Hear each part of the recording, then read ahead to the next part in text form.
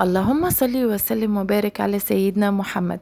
هقول لكم النهارده بقى على طريقتي اللي هتخليكم تعملوا كل يوم فطير مشلتت في البيت بطريقه بسيطه جدا، من غير تعب ومن غير مجهود ومن غير توريق ومن غير فرن كمان. اسهل وابسط واسرع طريقه ممكن تعملوا بيها فطير مشلتت فلاحي هنعمله في البيت. هنعمله في الطاسه، معنى ان احنا قلنا هنعمله في الطاسه يعني هنعمله على النار من فوق. تابعينا لاخر الفيديو عشان اعرفك اسرار وتركات عجينة الفطير. هعرفك ازاي يطلع معاكي مقرمش من بره وطري من جوه. هعرفك ازاي يطلع معاكي هش. تابعينا لاخر الفيديو. ولو انت ما تعرفنيش، انا اسمي زوزو، ولو انت اول مره تشوفي القناه بتاعتي يا ريت تعملي لي اشتراك ولايك وشير وفعلي زر الجرس. ما تنسيش تضغط على زر الكل. هتلاقي معانا احسن الوصفات واحسن الاكلات على قناه زوزو فود. يلا بينا نسمي الله ونبدا الوصفه بتاعتنا. اول حاجه هنا معانا انا مستخدمه هنا كيلو دقيق. ده كيلو دقيق. كيلو دقيق يعني عامل لي 4 مجات كبار. انا مستخدمة كيلو دقيق بالظبط. حطيت عليهم رشة ملح، يعني رشة ملح صغيرة جدا. قلبتها كده في الدقيق زي ما انتوا شايفين اهو. يعني احنا استخدمنا كيلو دقيق، حطينا عليهم رشة ملح. انا ما استخدمتش سكر، كل واحد حسب رغبته. هنا بقى المية بتاعتنا زي ما انتوا شايفين. المية بتاعتنا طبعا المية، واحنا عارفين ان كل دقيق وليه المية بتاعته اللي بنقدر نستخدمها ليه. يعني كمية المية ما اقدرش انا اللي احددها لكم. ليه؟ لان في دقيق بيشرب السوائل وفي دقيق بيطرد السوائل بتاعته. فانا هنا بحط كمية قليلة بكمية قليلة علشان اشوف الدقيق بتاعي هيستخدم، يعني المية بتاعتنا هتبقى في حدود قد ايه. تمام؟ فانت شايفة ما تحطيش كمية المية كتير مرة واحدة، تحطي واحدة واحدة المية بتاعتك لحد ما تحسي ان انت عجنتي العجينة صح. تمام؟ انا هي قدامكم بعجن العجينة، بحط حبة مية بحبة مية. خلاص، بعد ما خلصت عجين العجينة في الطبق بتاعنا حطيتها هنا زي ما انتوا شايفين على الرخامة بتاعتنا اهي. طبعا الرخامة نظيفة واحنا مسحينها كويس قوي علشان اقدر اعجن العجينة عليها كويس. خلاص اهي، زي ما انت شايفة العجينة سابت ايدي، ما عادتش بتلزق، العجينة ملساء طرية جدا. انا سبتها ترتاح لمدة نص ساعة. بعد ما سيبنا العجينة ترتاح نص ساعة، يعني احنا عجناها كويس، حطينا عليها كمية المية اللي احنا عايزينها، سيبناها ترتاح في الطبق لمدة نص ساعة. خلاص، هنا رشيت على الرخامة شوية دقيق. خلاص، زي ما انتوا شايفين الرخامة بتاعتنا رشينا عليها شوية دقيق. نجيب العجينة بتاعتنا. انا قسمت كمية العجينة دي كلها، انا مرضيتش احطها كلها مرة واحدة علشان مش هقدر افردها كلها مرة واحدة قدامكم، وبعدين انا عايزة افردها بطريقتين. تابعينا هتشوفي دي طريقة الاولانية اللي انا فردت بيها العجينة، في طريقة تانية. تابع الفيديو للاخر عشان في طريقة تانية هنفرد بيها بقية كمية العجين. انا فردت رشيت حبة دقيق على الرخامة وفردت العجينة زي ما انتوا شايفين كده. هفردها بتطلع بطريقة مستطيلة، انا عايزة العجينة تكون مستطيلة قدامي. هبدأ افرد بالعجينة زي ما انتوا شايفين والدقيق مرشوش تحتها. خلاص اهو زي ما انت شايفة كده قدامك. نفرد في العجينة اهي لحد ما اوصل ان شكلها يكون مستطيل قدامي. خلاص اهي، بحاول على قد ما اقدر ان اخلي العجينة مستطيلة قدامي. افرديها بقى بالطريقة اللي انت عايزاها اهو قدامكم اهو. فردتها بأبسط الطرق، ما تكلفيش نفسك، حاولي تفرديها بأي حاجة اهي قدامكم اهيت. خلاص، في بعد ما فردنا العجينة بطريقة مستطيلة ما ترققهاش قوي، حاولي تخلي السمك يعني حوالي نص سنتي او اقل كمان اهي. جبت معلقة سمنة زي ما انتوا شايفين. دي سمنة بلدي فلاحي. لو انت برضو مش عندك سمنة بلدي فلاحي ما تكلفيش نفسك، مفيش مشكلة، حطي سمنة نباتي. انا جبت معلقتين سمنة بلدي وهرش دهنتهم كده على الوش بتاع العجينة اهي قدامكم اهي. بنمسح دلوقتي السمنة بالمعلقة على وش العجينة كلها اللي احنا فردينها اهي. جبنا بقى معلقة زبدة، برضو عندك زبدة فلاحي اللي يريحك، عندك زبدة مش هقول اي نباتي، اي زبدة برضو اللي يريحك.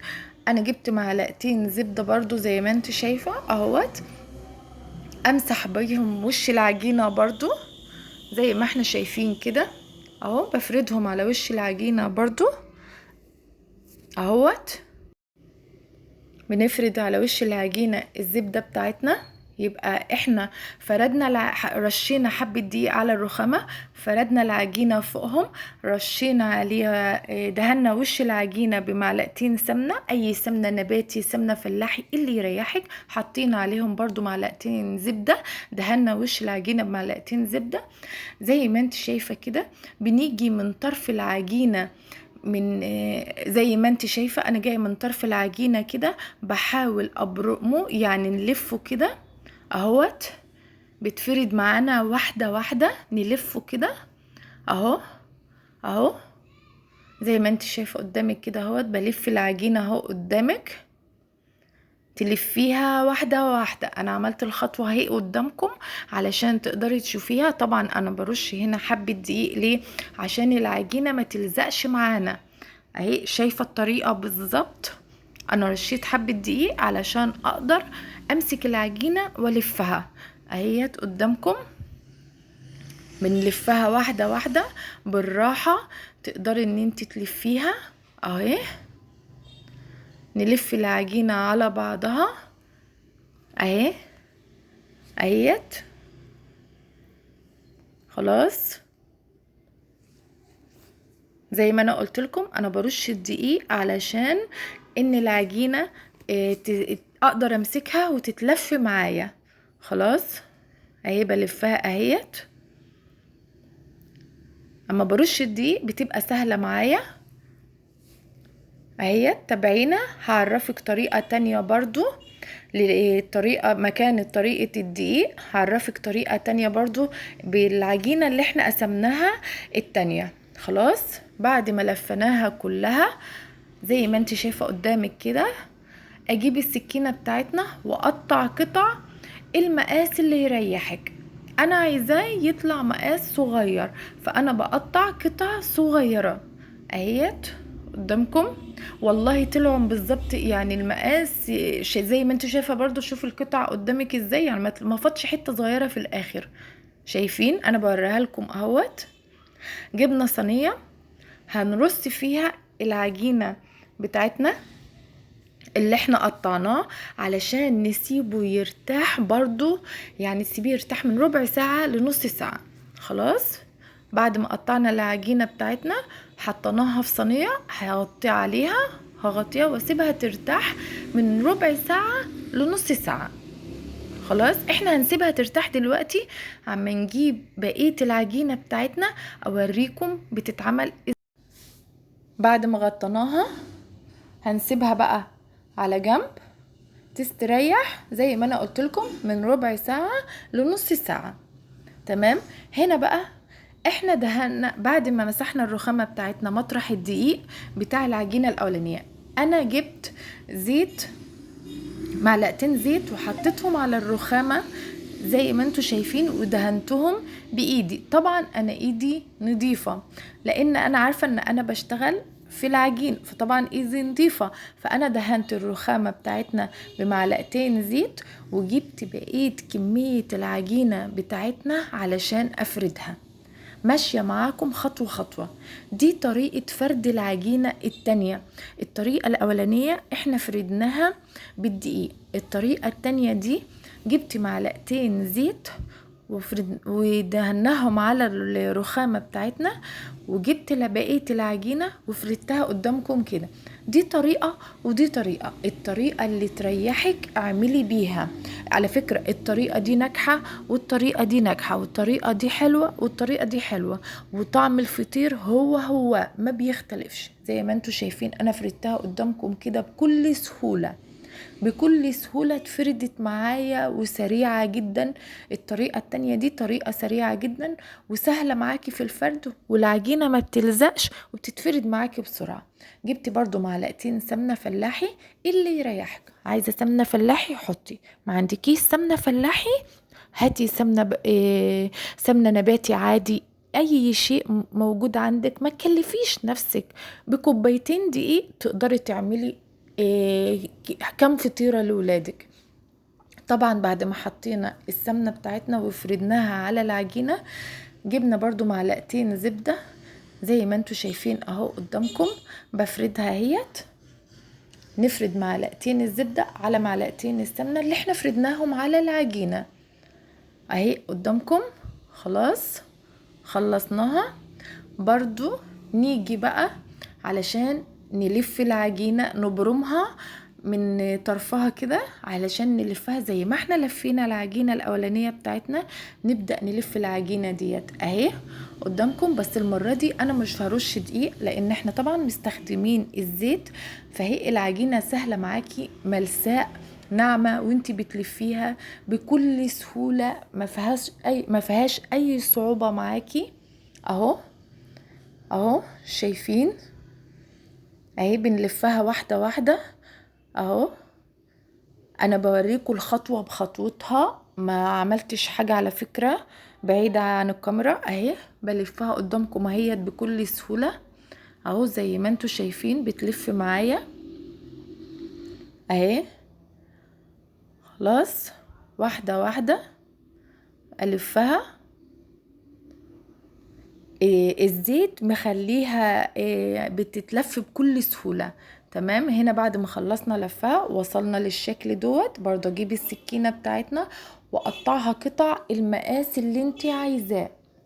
انا عاملة مقاسات صغيرة جدا اضحكوا يعني، انا عاملاها فطير ميني فطير. انت شفتوه في المقدمة عامل زي ميني فطير الواحد، يعني الواحدة صغيرة جدا بس طعمه حلو قوي قوي، هيعجبك والله العظيم. طعمه هو فطير مشلتت، بس كل الحكاية ان احنا عاملينه بطريقة مختلفة جدا. انا بقطعه الوقت قطع صغيرة اهي قدامكم زي ما انتوا شايفين. خلاص برضو جبنا صينية ودهناها بالزيت وهرص فيها القطع بتاعتنا اللي احنا قطعناها بالسكين اهي قدامكم اهيت. يعني احنا بعد ما خلصنا تقطيع العجينة بمقاسات متفاوتة، جبنا صينية ودهناها زيت وقمنا حاطين فيها القطع بتاعتها وسبناها برضو ترتاح حوالي نص ساعة. خلاص جبت قطعة من اللي احنا قطعناهم وافردها على الرخامة كده بطريقة يعني زي ما انتوا شايفين انا فردتها قدامكم كده بطريقة صغيرة جدا، ما فردش قوي. خلاص دهنت معلقة زبدة على سمنة انا مقلباهم على بعض. اجيب طرف العجينة كده زي ما انتوا شايفين، شايفة اهو بجيب طرف العجينة على بعضه كده. خلاص اهو لميت جميع اطراف العجينة، كورتها طلعتها كرة اهي قدامكم اهيت. انا عامله الخطوه بالظبط عشان تشوفوها. هعمل لكم برضو واحده كمان اهي. نفرد العجينه اهي قدامكم. خلاص بس بعد ما سيبناها ترتاح لازم تسيبي، كل ما العجينه كانت مرتاحه وسبتيها ترتاح وقت كويس بتديكي طريقه حلوه وبتسهل عليكي الاستخدام. خلاص فردنا العجينه كده، نفردها المقاس بتاعها لان انا عامله مقاسات صغيره جدا. خلاص جبت برضو معلقه الزبده والسمنه اللي انا مقلباهم على بعض وحطيناهم فردناهم على وش العجينه. اجيب اطرف يعني طرف العجينه كده من جميع الجوانب المه على بعضه. خلاص خلاص كده وعملته شكل كرة اهوت قدامكم. شايفة شكل الكورة بتاعتنا، بتاع شكل العجينة بقى شكلها عامل زي الكورة. خلاص واحدة تالتة برضه هي قدامكم بعملها لكم علشان تشوفي الطريقة بالظبط، وسهلة وبسيطة. تلمي اي حاجة خارجة تقومي تدخليها لجوه. يعني شوفي انا لميت طالعة كده سنة او متنياها لجوه، والله بيطلع تحفة، جميل جدا. فطير مشلتت خطير وسهل وبسيط، وتقدري تعمليه بكوبايتين دقيق، مش مكلف. شايفة اهيت بلم العجينة، بلم اهيت جميع اطراف العجينة اهيت. خلاص لميتها على بعض، عملتها كرة اهيت قدامكم كده. خلاص برضو سيبها ترتاح برضو شوية اهيت. ده شكل الطريقتين، الطريقة اللي انا عملتها بالدقيق والطريقة التانية اللي انا عملتها بالزيت. خلاص اسيبهم بقى يرتاحوا شوية كده عما نجهز الطاسة والحاجة بتاعتنا اهيت. بغطيه العجين بتاعنا ونسيبه يرتاح شوية اهوت زي ما انتوا شايفين. خلاص تمام كده. هنسيب العجين بتاعنا بقى يرتاح، يعني برضو سيبيه حوالي ربع ساعة بالكتير. وتيجي بقى هنا على النار بتاعتنا، احنا شغلنا البوتاجاز بتاعنا، حطينا الطاسة. توطي النار على الهادي قوي، ما تحطيش يعني ما تعليش النار خالص، لان احنا لو علينا النار العجينة هتتحرق وهتبقى من جوه نية، هيبقى مش حلو معاكي. احنا وطينا النار قوي، تخلي النار هادية جدا. ونحطينا هنا معلقة زبدة وسمنة اهي في الطاسة. ما تكتريش، لان طبعا الفطير احنا عاملينه بزبدة وسمنة، فطبعا هيطرد. يعني ما تحطيش كمية كتيرة. طبعا هنا كانت لسه الطاسة ما هياش سخنة قوي. انا جبت قطعة من العجين اللي احنا مكورينه، فردتها قدامكم اهيت في الطاسة اهي زي ما انتوا شايفين كده. خلاص بفردها برضو مقاس معين على مقاس العجينة الكورة اللي احنا مكورينها. انا مكوراه كورة صغيرة عشان انا عايزة الفطير شكله يبقى صغير، مش عايزاه كبير قوي. خلاص زي ما انت عايزة برضو المقاس اللي يريحك اعمليه اهي. مهديين النار عليه جدا علشان ما يتحرقش مننا، ومن جوه يبقى مستوي وفي نفس الوقت طري ومن بره مقرمش اهو قدامكم. هنا هنغطيه، هنجيب غطا حلة. انت عندك طاسة بالغطا بتاعها برضو مش مشكلة، ما عندكيش طاسة بالغطا بتاعها غطي بغطا الحلة. خلاص انا كشفت الغطا وقلبتها اهوت، قلبتها على ظهرها عشان برضو الوش اللي من فوق برضو يتحمر ويستوي من تحت. خلاص زي ما انتوا شايفين جبنا غطا حلة، عشان انا حسيت ان غطا الحلة الاولاني كان صغير والعجينة بتاعتنا مش هتقبل فوق، فانا جبت غطا اكبر وغطيت بيه اهو. شلنا الغطا هنا، شايفة العجينة اهو، شايفة الفطير بتاعنا بيقرمش كده. والريحة يا سلام، الريحة مالية البيت، يا ريحته حلوة قوي. يعني كل يسأل انت عاملة فطير، انت عاملة فطير. فطير مشلتت يا جماعة، والله فطير مشلتت بالظبط. بس كل الحكاية عاملينه في الطاسة وبطريقة سريعة وبطريقة سهلة بسيطة جدا اهي. اقعد اقلبه من يمين وشمال تحت لفوق علشان يتحمر، يدي شكل مقرمش كده ولونه اصفر حلو اهو قدامكم اهو. خلاص اغطي تاني، هنا غطيت برضو تاني. خلاص انا ماشية معاكم خطوة بخطوة عشان اوريكم شكل الفطير بيطلع ازاي وشكله وكل حاجة خطوة بخطوة ماشياها معاكم اهو. احنا مغطيينه دلوقتي زي ما انتوا شايفين اهو قدامنا ماشي.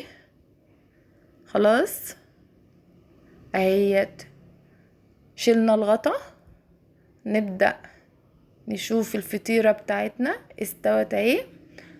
شكلها حلو معانا، شكلها جميل.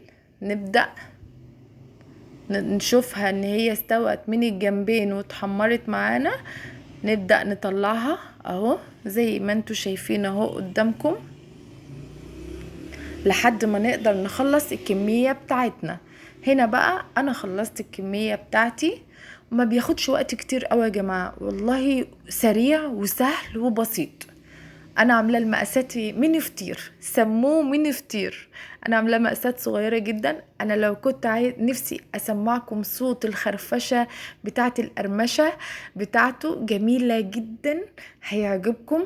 اهو انا قطعته قدامكم عشان اوريكم ان هو على فكره هو كان سخن قوي، بس انا كنت عايزه اوريكم طريقه التوريق بتاعته من جوه. اهو زي ما انتوا شايفين، اهو قطعت كذا واحدة قدامكم عشان اوريكم. يا سلام بقى، شايفة التوريق بتاعه؟ اهو اهو طري من جوه ومقرمش من بره. يا سلام بقى لما تاكليه بعسل اسود وطحينة، يا سلام، احلى فطير تاكليه بعسل اسود وطحينة. طعمه حلو قوي، جميل جدا، هيعجبك. الطريقة سهلة وبسيطة، مش مكلفة. انا بوريكم اهوت ان انا اكلته، وشوفي قطعت الحتة صغيرة، بوريك التوريقة بتاعتها. بوريكم اهوت ان انا باكله بالعسل والطحينة. يا رب الوصفة